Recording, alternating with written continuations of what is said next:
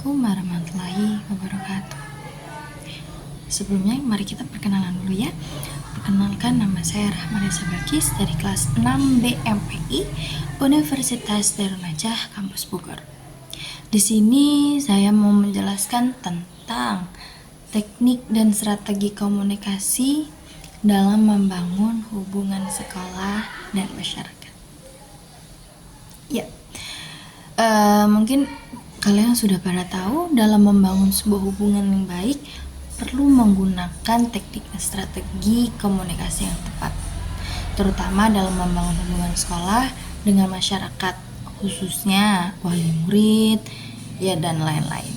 Untuk yang pertama di sini ada komunikasi personal. Apa itu komunikasi personal?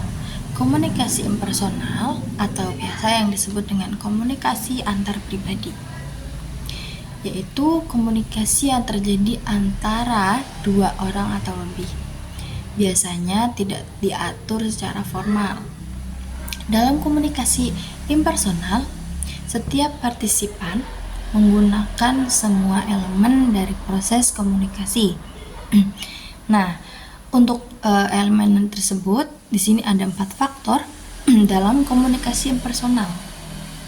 Yang pertama ada mendengarkan aktif, yang kedua ada berbicara dengan jelas dan efektif, yang ketiga membangun rapor dan empati, dan yang keempat menggunakan pertanyaan tertutup dan pertanyaan terbuka. Lalu kita lanjut. Lalu yang kedua, selain tadi ada komunikasi impersonal, di sini ada komunikasi organisasi, yaitu yang menggunakan bahasa komunikasi sehari-hari yang lebih fleksibel dan tidak formal. Untuk komunikasi organisasi ini merupakan proses pertukaran informasi atau pesan yang berlangsung dalam suatu organisasi untuk mencapai tujuan tertentu yang telah ditetapkan, sehingga komunikasi organisasi lebih formal dan terorganisir. Untuk komunikasi organisasi di sini ada 4 faktor, yaitu komunikasi internal dan eksternal. Yang kedua ada presentasi dan pidato. Jadi untuk komunikasi organisasi ini diperlukan adanya presentasi, maju ke depan untuk menjelaskan. Lalu yang ketiga ada komunikasi krisis. Dan yang keempat ada membangun citra organisasi melalui branding dan promosi. Jadi kita promosi, karena kita organisasi, kita harus mempromosikan kepada masyarakat agar komunikasi tersebut sampai ke telinga masyarakat. Oke, lanjut ke slide selanjutnya. Di sini ada strategi komunikasi yang berbasis teknologi dalam membangun relasi dengan masyarakat. Apa aja sih strategi komunikasi itu? Yang pertama, melalui media sosial. Media sosial itu bisa dengan Facebook, Twitter, Instagram, bahkan WhatsApp ya. Untuk apa? Untuk dapat memudahkan berinteraksi dan membagikan informasi. Untuk yang kedua ada website dan blog, yaitu untuk menyajikan informasi tentang organisasi itu. Lalu yang ketiga ada email untuk mengirimkan informasi secara langsung. Lalu yang keempat ada aplikasi mobile untuk meningkatkan aksesibilitas dan interaksi. Dan yang terakhir ada konten digital. Nah, konten digital ini bisa berupa video, podcast, atau infografis, yaitu untuk menyajikan informasi yang menarik. Oke, next.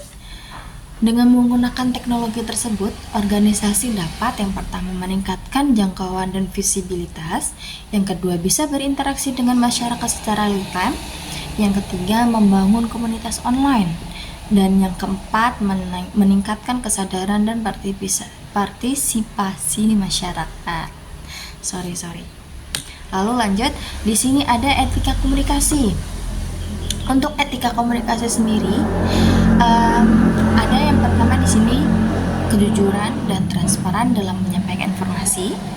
Yang kedua ada menghormati privasi dan kerahasiaan. Dan yang ketiga ada menggunakan bahasa yang sopan dan santun. Keempat, menghindari fitnah dan gosip. Yang terakhir, menghargai pendapat dan budaya yang berbeda.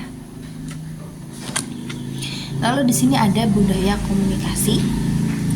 Untuk membangun komunikasi yaitu harus terbuka dan inklusif.